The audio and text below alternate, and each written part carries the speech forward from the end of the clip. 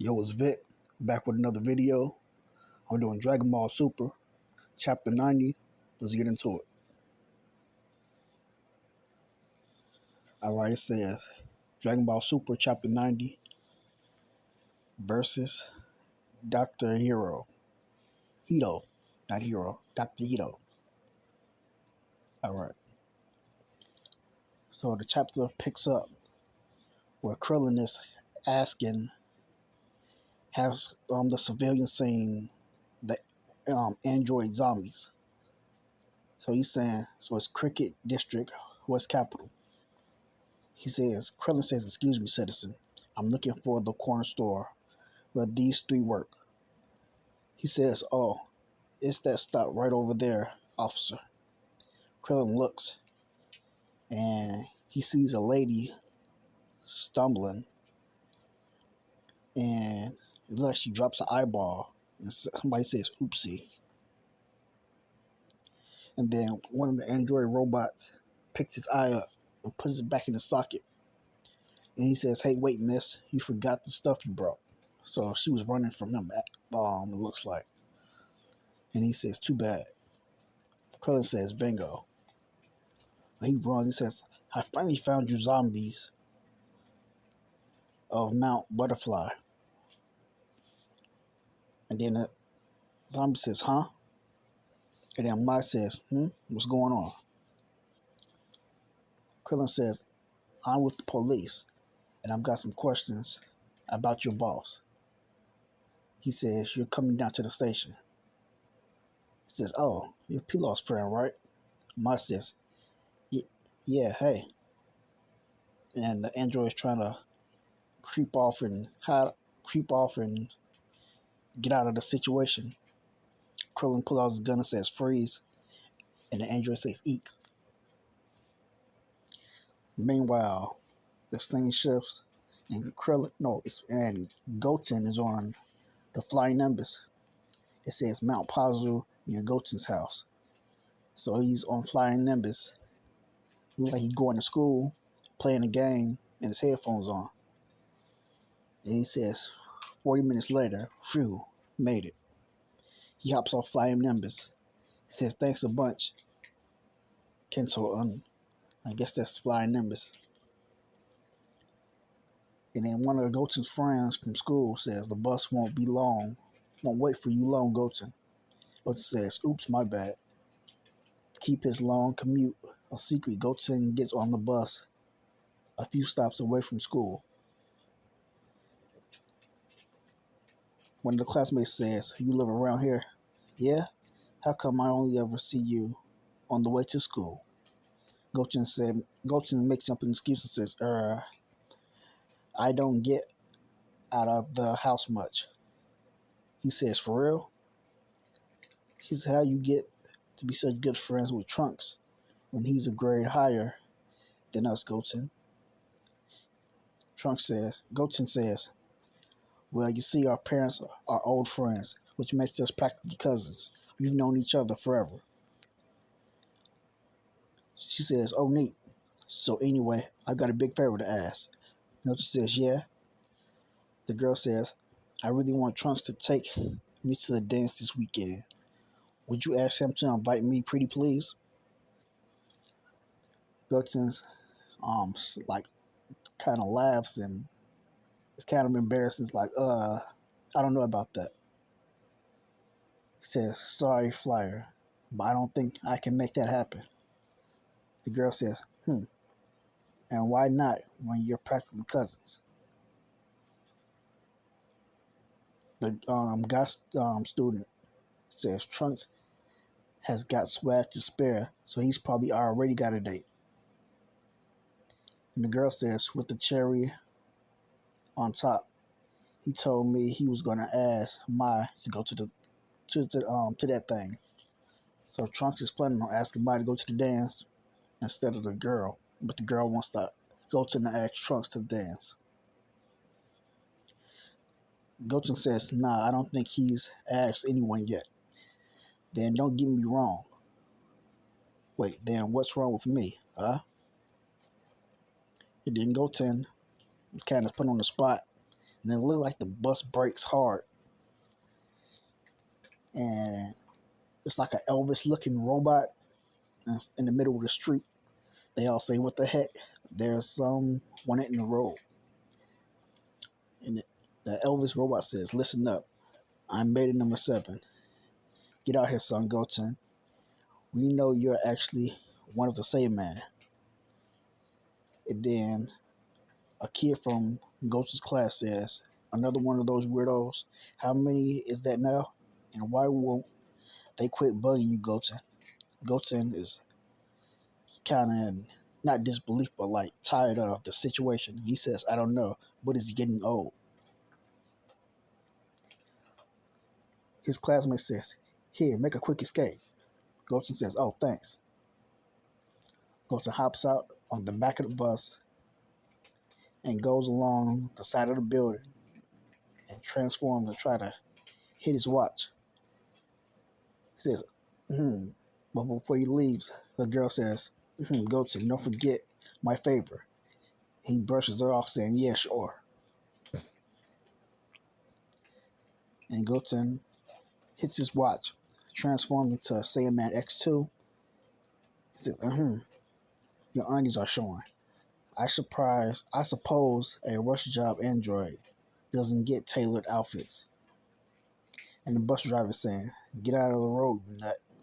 I said, "Move it." The android is saying, bold of you to show yourself. Saiyaman X2. So Goten begins to fight.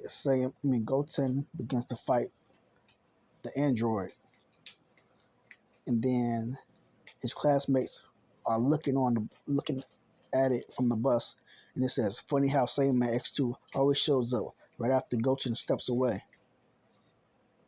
The girl says, and the guy classmate of his says, "True." And Goten says, "Take this and that and some of this." So he's punching him and kicking him and pushing him away with like a force palm. And the android goes flying to the back of a garbage truck. And it says, okay, I'm done." The android says.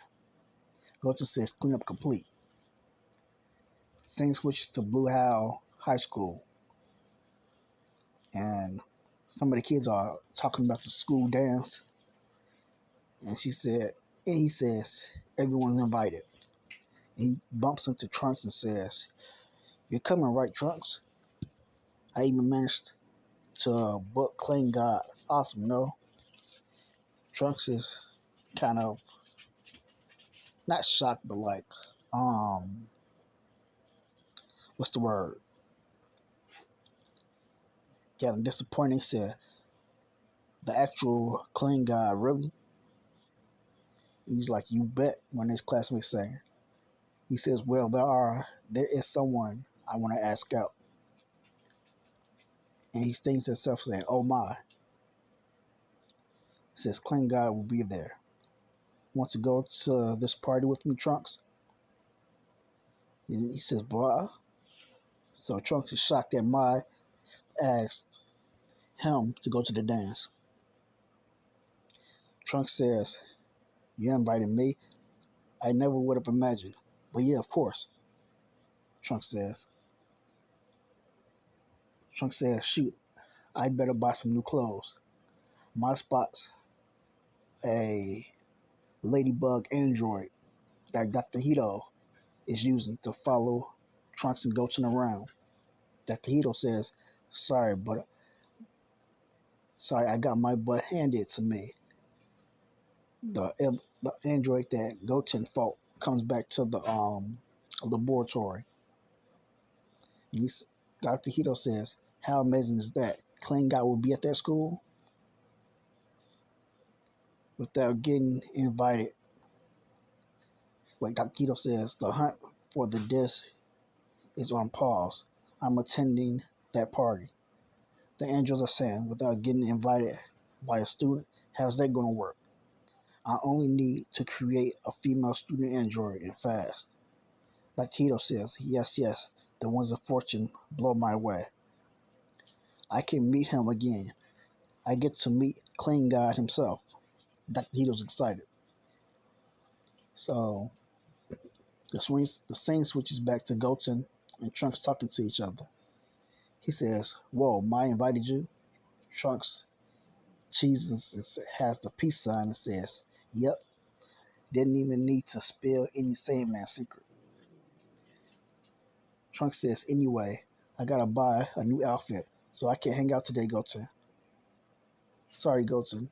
Goten says, "No biggie." Trunks runs off and says, "Later." Goten thinks to himself, "Oh, great. What do I tell Flyer now?" And the robot android is like a ladybug disguised as a robot android. It's flying behind Goten, and someone pulls Goten's arm, and it's Mai. She pulls him behind the corner of a building. Goten says, "What's going on, Mai?" Mai says, "Careful, we're being watched. If they find out where we live, it's game over," Mai says. And Goten says, "Watched by what, the little bug?"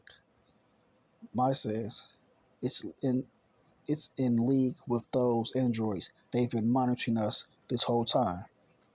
Goten says, "Ah, so that's how they always show up wherever I am." And Mai says, "Beta number one said he was created by Dr.Hedo, right? So I did some digging, and this Hedo guy is a famous scientist around here." Goten says, "And what, he's sending androids after us?" Mai says, "Exactly. Unless we take down Hedo, his goons won't stop coming. Nobody knows where he's based though, so I'm planning to lure him out." Mai says. Goten says, "Okay, what's the bait?"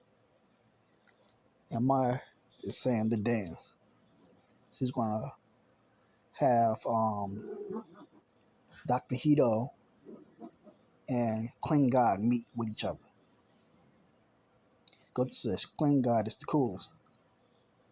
"Frankly, I don't see the appeal," Mai says. "But I'm gonna give Hedo what's coming to him when he shows up at the party," she says.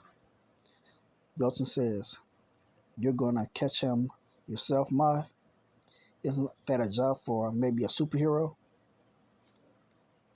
Mai says, "Listen, I'm sick of being the damned one in distress." And Goten says, "Fair enough." Goten says, "Hang on. Is that the only reason why you invited Trunks to the party?" Mai says, "Yeah, so what?" Goten says, "Oh, that sucks." And he was so pumped about it. Mai says, "I really shouldn't have told you all that, Goten, so keep it under wraps." Goten says, "Okay." And it says the day of the dance. So the dance has come, they're partying and everything. Goten is dressed up. He says, "Wow, everyone is so pumped up." The girl who asked Goten to ask Trunks on the date says, "Remind me why I had to come to this thing with you, Goten." Goten says, "Because you wanted to spy on Mai." She says, "Duh, I gotta get a read on that chick." He says, one of the chaperones says, "May I take your things? Don't don't lose it, okay? There's a really important disc in there." "Very good, sir." And then Trunks and Mai walks into the dance. Goten says, "There they are." The girl's shocked. Everyone's shocked at Mai's dress. It's like more of a suit of armor. They say, "Is that a dress or a suit of armor?" Either way, those are some pretty intense vibes. And the girl is jealous, saying, "The infamous Mai. I admit she's a worthy rival." So Mai stares at Goten, and she sees the girl eyeing Mai. And Mai sends back a mean glare back at her. And it says, guys was on the stage, he says, "Give it up for the stat, stationaries. Can they get a round of applause? I guess that's the name of the group that's about to play. The stationaries. And it says, and now what you've been waiting for, Clean God is about to take the stage. Hang in there for a minute, folks, while he gets ready. And then the crowd is pumped and excited. Maya's just not really too interested. She's looking for Dr.Hedo, and Dr.Hedo is right next to Trunks, ready to see Clean God. Maya screams out, Trunks, stand aside. And she pulls out a gun and she's like she's about to shoot it. And Beta appears and pops back up. He says, who brings a weapon to a dance, honestly? And Maya shouts out, Beta. So Beta came to the dance with one of their classmates. Krillin busts in and says, halt, this is the police. Dr.Hedo, you under arrest for robbing bodies from the morgue. And everyone says, huh? What now? So Dr.Hedo is mad that he got busted. And he reveals a smoke launcher from his wrist and shoots it out. And sprays smoke all over the gymnasium. Krillin says, damn it. Dr.Hedo runs out of the building, hops in a car, and the androids drive him off. And he's teasing Krillin as Krillin chases after him. So Trunks helps Maya up from the smoke. He's asking us, seeing if she is okay. He's asking to see if she's okay. And then they say, oh dear, they stole the gas bags. So Dr.Hedo stole the bags with the disc that Trunks had brought to the party. And Maya says, go after them. You can still catch up. I mean, you're saying man X1, right? She says. Trunks says, you know? Maya says, with a serious, dumbfounded look on her face, like, of course, dumbfounded look like obvious, like, of course I knew. She says, the only Trunks you've got in this, he's the only Trunks that she's got in this world. And Trunks is shocked and surprised, says, the only Trunks you got. Ma says, didn't mean it like that. So he took it in like, you're the only one I have. But she just said, blatantly obvious, you're the only Trunks. Not in a romantic type of way. He says, listen, Ma, I'm going to catch Dr.Hedo and be the strongest, coolest superhero in the world. After that, will you let me take you out for real? Ma says, really? That's where your mind's at? She says, fine. Take care of Hedo and we can go on as many dates as you want. Just hurry. Trunks says, yes, ma'am. Trunks runs off and he says, Goten, action time. Goten says, okay. And Clean God is on the stage, sweeping up and cleaning the mess. So they're flying back to the hideout. Dr.Hedo, they're driving back to the hideout. Dr.Hedo, Beta, and the android robots. Krillin is flying after them, and Trunks and Goten catch up. So they're flying, and they're basically just pursuing Dr.Hedo. Dr.Hedo reaches the base. Trunks, Goten, and Krillin bust through the door and corner them inside the base. Dr.Hedo unleashes a dino droid called Dino Droid number 1, and he says, crush them. He says the dinosaur is optimized for power to be precise, far stronger than any android before. So he's one of his strongest. He's the strongest android to date now. So The android, the dino droid, fights Goten and Trunks, and they're dodging, moving around, getting grabbed and punched and kicked. And he shoots out a mouth blast. And then he's telling Dr. Hedo's telling the android, dino droids, don't destroy the lab. Because he's going at a he's not getting out of character, but he's doing too much inside the building. So the dino droid grabs both Goten and Trunks and slams them to the ground.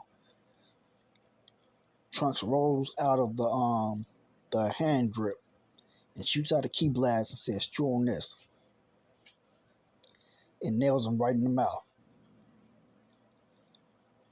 But it has no effect. Krillin says, "This thing was built in a lab, so it must have some mechanical parts. That's its weakness." And Krillin forms a destructive disc.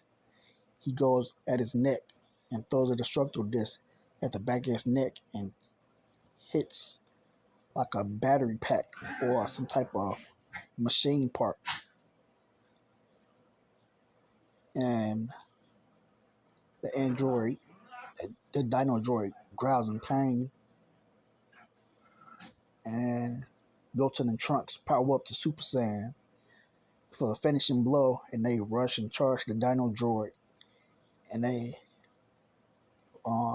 rush and punch him through the ceiling of the base.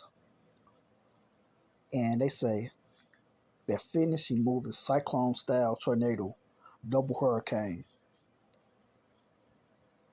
And they bust through the dino droid's body, and they rip him to shreds. Dr. Hedo says, "Dino droid number one." No, that's what Dr. Hedo says. And then Goten and Trunks land and say, "Cleanup complete." And they do their pose, and Krillin cuffs Dr. Hedo, and they celebrate. And then Krillin says, "You're under arrest, Dr. Hedo." Dr. Hedo says, "Ugh." And Krillin says, "I'll be taking that disc too." Dr. Hedo says, "No, don't." But the disc is not in the disc is not in the case. Krillin says, "Where's the disc?" And then there's a flap of paper, and it says, "To Dr. Hedo from Klingon." So it was a picture of Kling. It was a picture of Dr. Hedo and Klingon taking a picture with each other. And Dr. Hedo is like starstruck. So that's the picture. Krillin says, "What is this now?" Dr. Hedo says, "Give that back." Klingon signed that photo with my name and all. I value it more than life itself. Trunks says, "Huh? You mean, wait, so what? So where's the disc?" And Dr. Hedo says, "I have long since memorized the data anyway, so I discarded it. In any case, I never had the slightest interest in Dr. Giro's work. The disc case was just ideal size for the photo, so I kept it safe in there until that boy stole it. The perfect fit." So Trunks is kind of dumbfounded. He says, "Oh, okay then," because he he thought he kept Dr. Giro's secrets inside that disc box, but it was just a picture of Dr. Hedo and Klingon. And Dr. Hedo's in jail, and he says, "I can continue my research wherever I happen to be. I need only to access a new lab and work remotely." He says, "After all, I created Hachimura, a more intelligent model than Tenchimura, and looks like a bee robot is flying out from the jail cell." He says no prison guards could hope to contain a genius scientist of my caliber. And then he shows prison guard sleep, and the bee is flying off out of the prison and into the sky. He says giving up is not my style. Not when I've yet to create the ultimate android. And that's the end of the chapter. I'll catch you in the next one. I'm out.